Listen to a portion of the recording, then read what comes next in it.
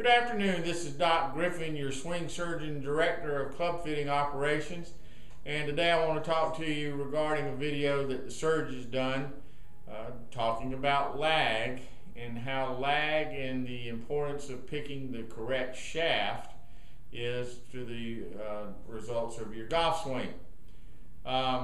In the video, Don was talking about creating and holding that angle as long as possible to the point where now when you get ready to release that angle, it is known as your release. Now, release in the proper shaft, particularly in the dynamics of the tip of the shaft, come into play for the golfer in how strong and how late that release is.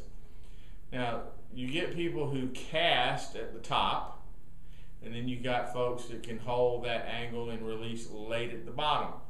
Need entirely two different shafts. The dynamics again of the tip of the shaft and somewhat up into the middle of the shaft. And then you've got the rest of us in between. Now, the importance of that tip in the shaft and going up into the middle of the profile of the shaft there and result in the relationship of holding that angle, the lag, and the release of the club head has to do with how that shaft keeps up and delivers the club head to the golf ball. For example, if you're a caster and you've already broken that angle, by the time you get to the bottom of your swing, you've got nothing left, and you need a shaft that still has a pretty soft tip, low kick, and a soft middle, so that when it gets there, it's still got some snap to it resulting from the swing and the weight of the head coming through impact. So it will help impart a little more ball speed and result in distance. Now, on the other end of the spectrum, let's take your stronger golfers, particularly your touring pros and your better amateurs and strong amateurs. We don't leave them out. They're able to hold that angle and the lag and hold it till the bottom, and then all of a sudden just snap it. They're creating a tremendous amount of load on that shaft and kick.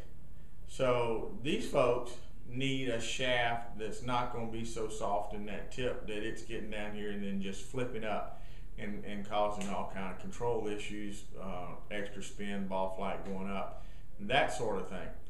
So the relevance here of shaft selection to lag, now I can tell you there are folks out there, I've seen it with all the folks that have come in that I work with from fitting standpoint and teaching.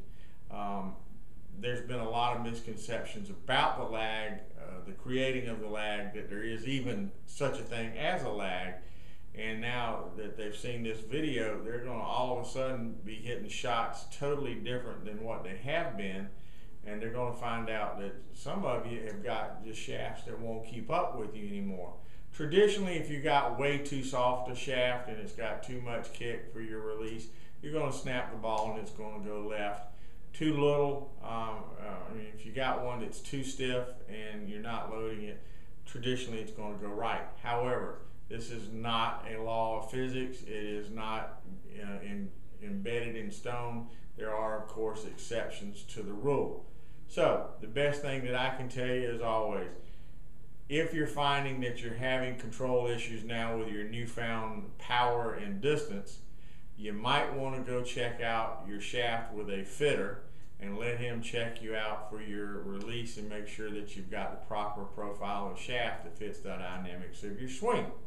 So that's it for me for today. Again, we appreciate your support for Swing Surgeon, and as always, just remember, better golf is a fit away.